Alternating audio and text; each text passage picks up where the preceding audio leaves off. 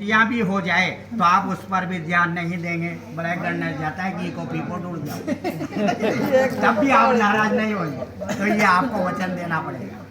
और आप क्रय विक्रय के लिए देश में काम करें या विदेश में करें, मुझे जानकारी होना चाहिए तो मैं आपके वामंग में आकर बैठ सकती हूँ, अन्यथा दक्षिण अंग में ही बैठना ठीक मानती हूँ। इस प्रकार से कन्या छठा वचन मांगती है।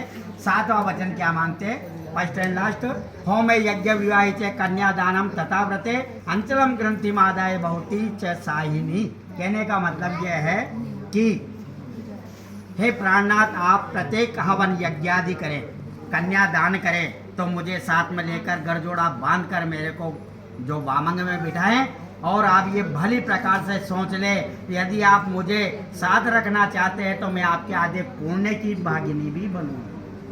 पुण्य का काम करोगे तो आधा पुण्य मिलेगा, पाप का काम करोगे तो पाप लगेगा, इसलिए आप पाप का काम नहीं करें। इसमें लिखा हुआ है सारी बात।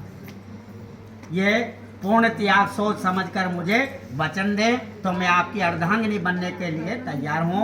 आप मुझे आज्ञा प्रदान करें और मैं आपके वामंग में आकर बैठ सकती हूँ। और इसके अतिरिक्त यदि दूसरे पुरुष की स्त्री मुझसे भी अत्यंत सुंदर जवान दिखे, मन को अच्छी लगने वाली दिखे, सुंदर अंगों वाली दिखे, तो आप उसे स्वप्न में भी नहीं चाहिए।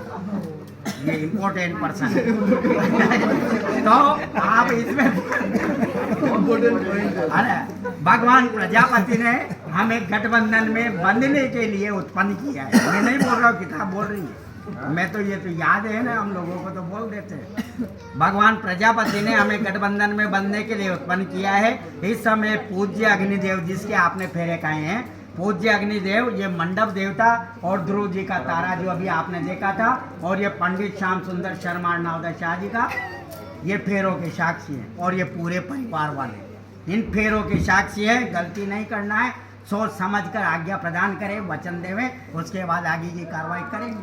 अन्यथा मन में कोई विचार हो तो बोलो, यस या नहीं, कबूल नहीं, हाँ या ना, कबूल नहीं, हाँ या ना, कबूल है, कबूल है।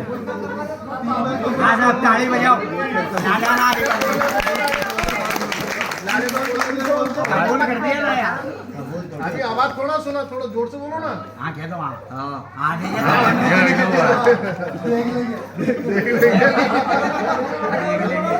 थोड़ा जोर से तो बोलो। हाँ ठीक है। देखिए साहब, अब दूल्हे राजा ने आरी भर दी, वचन दे दिया कन्या को। अब दूल्हा भी मन में सोच रहा है कि इसने तो मैं चारों मेड़ से लपेट ली, चारों मेड़ से मुझे घेर लिया, मैं भी इससे थोड़ी से वचन मांग लूं ताकि अभी बंदी बनाई है कि नहीं है। तो दूल्हा क्या मांग रहा है कि मध्यम चित्तानुगतम, बैठ जाओ, मध्यम चित्तानुगतम च चित्तम, क्या मध्याह्न चित्तानुगतम च चित्तम सदा मदाज्ञा परिपालयन् च पतिव्रता धर्म पारायणत्वं कुर्या सदा सर्वमिदं प्रयत्नम। कहने का मतलब यह है कि मैं भी आपसे कुछ वचन मांग रहा हूँ, क्या कि तुम मेरे मन के अनुकूल रहोगी, मैं जैसा कहूँगा वैसा आपको करना पड़ेगा, पतिव्रत धर्म का पालन करना पड़ेगा, ये आचरण आपको परम सावधानी के साथ में करने हैं। पहला वचन। दूसरा वचन शॉर्टकट में मांग रहे दूल्हे राजा को, ज्यादा लंबे नहीं करो, आप पूरा डिटेल में बताओ। नहीं बोल रहा, आपके कम है इसमें वचन, वो बता रहा हूँ, आपके वचन कम है। सही से बताओ। सही बता रहा हूँ ना, आप मुझ पर ध्यान देना। उसको भी डिटेल में हाँ, समझाओ। डिटेल में समझा रहा हूँ। तो ये तो पहला वचन। अब दूसरा वचन क्या है? आदो धर्म पारायण है। पहला नहीं सुना हमने। दोबारा सुन लो, उसमें क्या है? मध्यम चित्तानुगतम च चित्तम, चित्त से सुने। हाँ, सदा मदाज्ञा परिपालयन् च पतिव्रता धर्म पारायणत्वं कुर्या सदा सर्वमेध्यम प्रयत्नम। कहने का मतलब यह है कि तुम मेरे मन के अनुकूल रहोगी, मैं जैसा कहूँगा वैसा आपको करना पड़ेगा, मेरी आज्ञा का पालन करना पड़ेगा, पतिव्रत धर्म का पालन करना पड़ेगा, ये आचरण आपको परम सावधानी के साथ में करने हैं। ये पहला वचन। दूसरा वचन, आदो धर्म पारायण च सुखदा च प्रिय भाषणी क्रोधालय च विवर्जिता सुख कारणी च वच कारणी। कहने का मतलब यह, सर्वप्रथम धर्म का पालन करने वाली, धर्म पर चलोगी, धर्म का पालन करने वाली, सदा सुख देने वाली, मीठे शब्दों में बात करने वाली, आजकल नरी खटेरी भाषा में बोले, कैसे है मीठे शब्दों में बात करो, है ना? बिल्कुल कायदे से बात करता हूँ। मीठी वाणी में बात करने वाली, कभी क्रोध नहीं करने वाली, आलस्य से दूर रहने वाली, मेरी आज्ञा का पालन तुमको परम सावधानी के साथ में करना। आगे समझे? और संकट आ जाए कभी परिवार के ऊपर तो मेरे माता पिता की रक्षा भी आपको करना है और मेरी बहन से भी प्रेम से बोलना है, न तो नरी ननद भाई से लड़वा लाग प्रेम से। तो मेरी बहन से भी प्रेम से बोलना पड़ेगा और ये संपूर्ण आचरण तुमको परम सुशोभित होकर करना है और तुम उठो और मेरी अर्धांगिनी बनो। इस प्रकार से दूल्हा दुल्हन से जो दूसरा वचन मांगता है। तीसरा वचन क्या मांगता है? उद्याने मंडप स्थानम गमनम च परालय परम पुंचारति गीतम हास्यम रज्जम त्वया सदा। कहने का मतलब यह है कि हे प्रिय, एकाकी बाग में घूमना, इकल्ली दुकल्ली बाग बगीचों में घूमना जाना मना है। और अगर कोई मदिरा पान कर रहा हो तो उस जगह आपको नहीं जाना है। पराए घर में बिना बुलाए किसी के यहाँ नहीं जाना है। कोई बुलाए जो भी जाओ, है कि नहीं? बिना बुलाए किसी के घर नहीं जाना है। पर पुरुषों से हंसी मजाक करना मना है। जिस पुरुष को अपन नहीं जानते, पर पुरुष जिस पुरुष को अपन नहीं जानते उससे हंसी मजाक नहीं करना है और ये आपको त्यागना पड़ेगा। ये तीसरा वचन है। और हे बद्रे, चाहे सुख हो चाहे दुख हो, मेरी आज्ञा का पालन तुमको करना है और अपने घर में ही रहना है। अपनी परिस्थिति किसी को नहीं बताओगे। घर में बोला चून हो ना तो नरी बाहर 12,000 का हाथों मांगे चून ही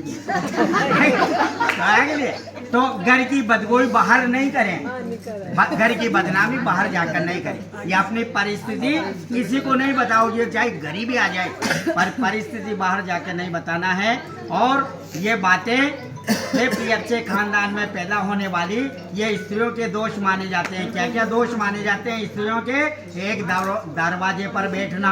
नरी आजकल 12,000 मंजन करे, है कि नहीं? दरवाजा टीट का चला भी करे तो वो बाहर जाके कन्या अपने घर की जो बच्ची होती ना, अपने घर की बेटी कर सकती है, लेकिन जिसको पढ़ने के लाए उसको घर के बाहर नहीं आना चाहिए, अंदर रहना चाहिए, मर्यादा में रहना चाहिए।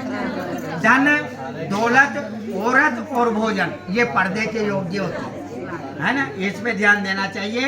और इधर उधर बिना फालतू में देखना, खिड़कियों में से इधर उधर झांकना, असत्य बोलना, अनावश्यक बातों पर हंसना, यह सब आपको मना है। परम सावधानी के साथ में यह आपको शुद्ध आचरण करना पड़ेगा।